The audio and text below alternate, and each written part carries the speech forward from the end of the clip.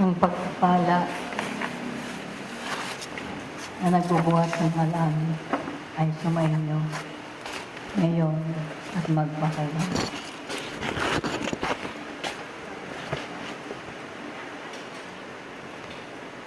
Sadyang ang panahon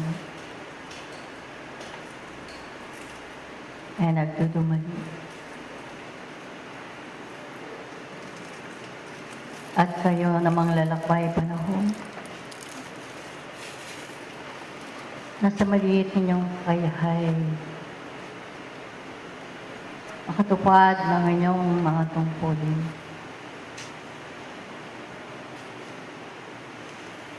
Pakabilaman ng paghahari ng kalikasan. Pakabilaman ng maraming suliranin sa inyo ay humahandulo. Ay katotohanan ito ang nagbibigay buhay sa inyong mga sariling kayo ay manglalakbay panahon na nangangailangan ng mga bagay na ito sa kanyang kasusulong at ikauunlad. Ipinadarama sa inyo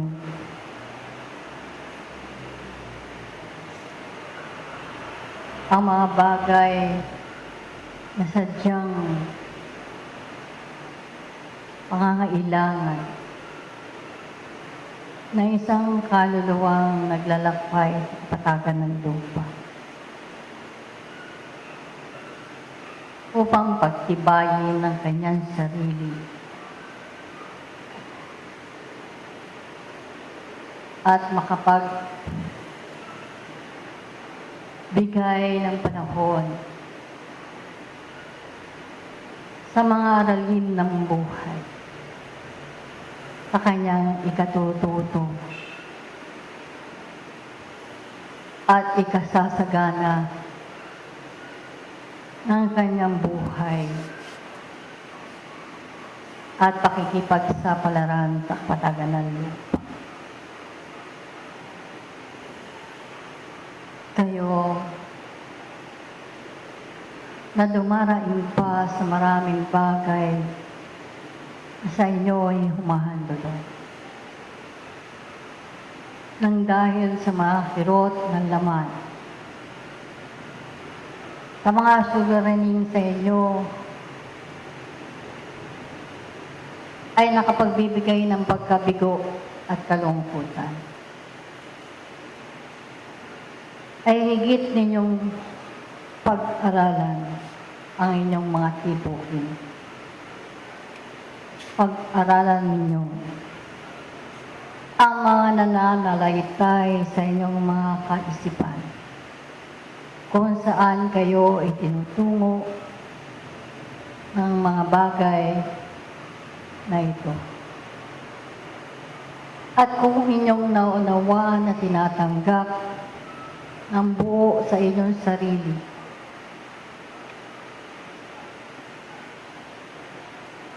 ay makapagbibigay sa inyo ng pagbabagong anyo upang ang mga dating kaugalian o ang mga kasiraan ng inyong mga sarili ay inyong mahabi at matatakan ng tunay na paggawa. Mayroon ng katapatan at katotohanan. Kayo ang pangunahing nagpapahirap sa inyong mga katawang laman sapagkat kayo ang nagbibigay at nagpapakain sa katawang lamang iyan, hindi lamang ng mga pagkain na nakabubusog, kundi gayon din ang pagkain ng diwang kailanganin ng inyong mga espiritu na siyang maghahanda sa inyong mga paglalakbay upang kung dumating ang maraming sikwa ng panahon, ay hindi ninyo maramdaman ang pagkatakot at pag-aalinlangan sa gitna ng mga karahasan, kapahamakan, panganib na sumusuong ay kung nakakilala na nga kayo ng katotohanan, ay nakaharap kayo na mayroon ng lakas ng loob, mayroon ng tibay at pananampalataya sa dakilang Ama. Sapagkat nalalaman ninyong ito ang makapagbibigay sa inyo ng pagkatuto. Ito ang magbibigay sa inyo ng pagkahakbang pagpalayo sa inyong mga kahinaan at kamangmangan. Kung gayon, sisikapin ninyo na sa maliit na pag-iisip at ng mga nananalaytay sa inyong mga labi ay makapagbigay kayo ng tunay na aralin. Hindi lamang sa inyong sarili, kung hindi higit sa mga katauhang nangangailangan pa na maraming pagpapala.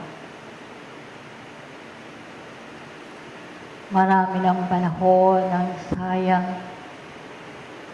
Maraming panahon na ang nagdaan. Paulit-ulit na ninyong nadidinig. Subalit kayo'y nananatili pa rin, nakapiring ang inyong mga mata. Nananatili pa rin na hindi ninyo nadidinig. At hindi pa rin higit na nananalaytay sa inyong pagkatao ang mga bagay na karapat-dapat ninyong makamit sa buhay na ito. Kaya nga kayo ay magtili-tili, banay-banay ninyong pagsikapan, nasa maliit na inyong paghakbang, ay dumoroon nga ang katotohanan na inyong ibinibigay sa isang katauhang ito.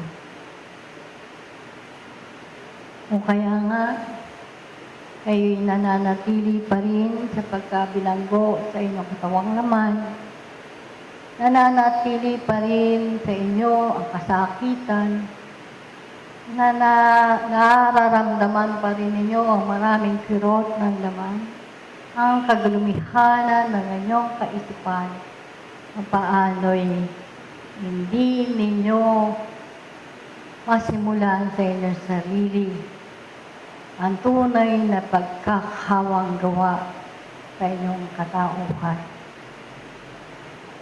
Paano kayo makapagbibigay sa inyong kapwa kung ang inyong sarili na nananatili sa isang kalagayang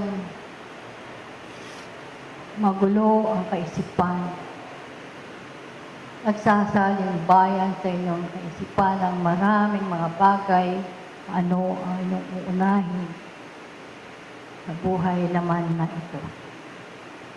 Ngunit sa katotohanan, mga kapatid, kung maririnig lamang ninyo ang tinig sa ilang, kung sa banay-banay na inyong pag-aaral at karanasan, danas na inyong nasusumpungan sa buhay na ito, mayroon ng maliit na kudlit na naibabawon sa pangalan ng iyong kaluluwa at patunay na kayo ay humahakbang sapagkat gumagawa kayo unti-unti Hinasanay ninyo ang inyong mga sarili sa pagkaunawa ng mga bagay na sa inyo'y humahandulong. Kayo din ang pangunahing makadarama ng maraming kaginhawaan sa laman. Kayo rin ang makapagbibigay ng kaginhawaan sa inyong mga kaisipan, damdamin at kalooban. At kung mangyayari ang mga bagay na ito, hindi na kayo daraing sapagkat nalalaman ninyo kung paano ninyo gagawa ng kaparaanan na kayo ay mabuhay sa kapatagan ng lupa na malayo sa kamangmangan at kahinaan.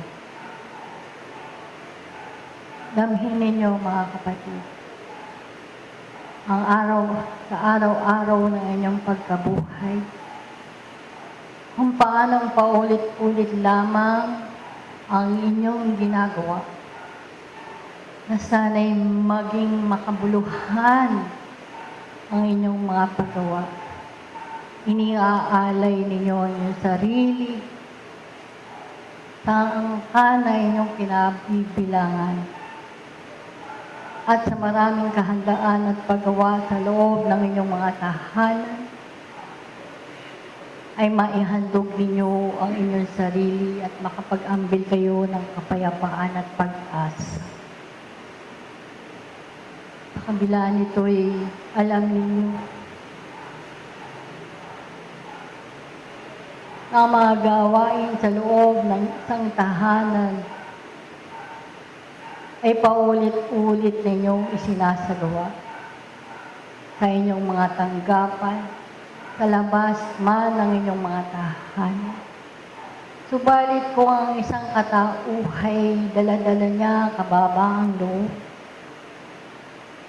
dala-dala niya ang pag-ibig, dala-dala niya ang karunungan, hindi siya maliligaw na landas. Sapagkat alam niyang siya'y magiging bahagi ng kabuuan ito at tunay na siya ay manggagawa ng panahon. Kaya nga, tinatagubilin, higit sa mga kasangkapan ng panahon, na ang inyong tungkulin ay panaganuhan ninyo, mahalin ninyo,